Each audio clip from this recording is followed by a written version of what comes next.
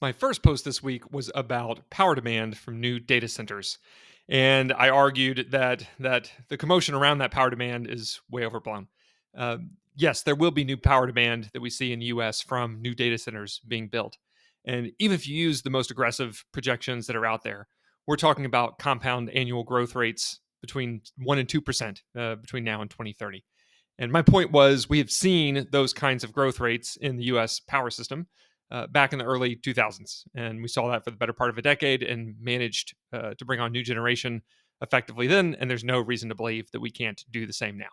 So my point was not to argue that, say, power demand is not going to go up because of new data centers. Of course, it's going to go up, but all the catastrophizing and the manufactured urgency around this is not good, because we have to think pretty hard about how we want to meet this new demand and what the right systems are to pursue and how to make it all as cost effective as we can, and with all the environmental considerations that we need to include.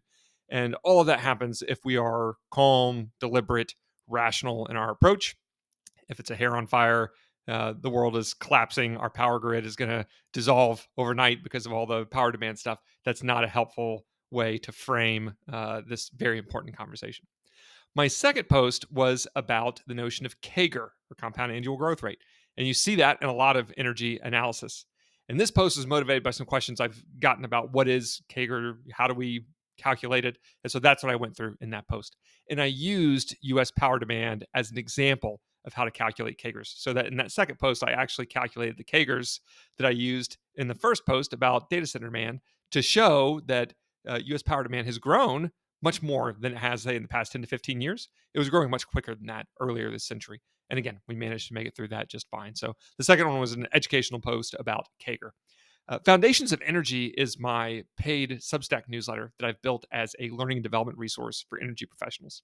And over there, I did two posts this week. My first was a survey of global renewable energy use. And it wasn't just renewables, it was hydropower, nuclear power, wind power, solar power.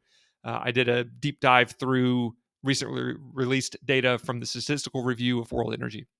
And so we looked at all the different countries and what their uses are of these different technologies, how those have grown over the past decade or so. My second post that will go up, it's about EBITDA. So, like the CAGR post, you see EBITDA in a lot of energy analysis.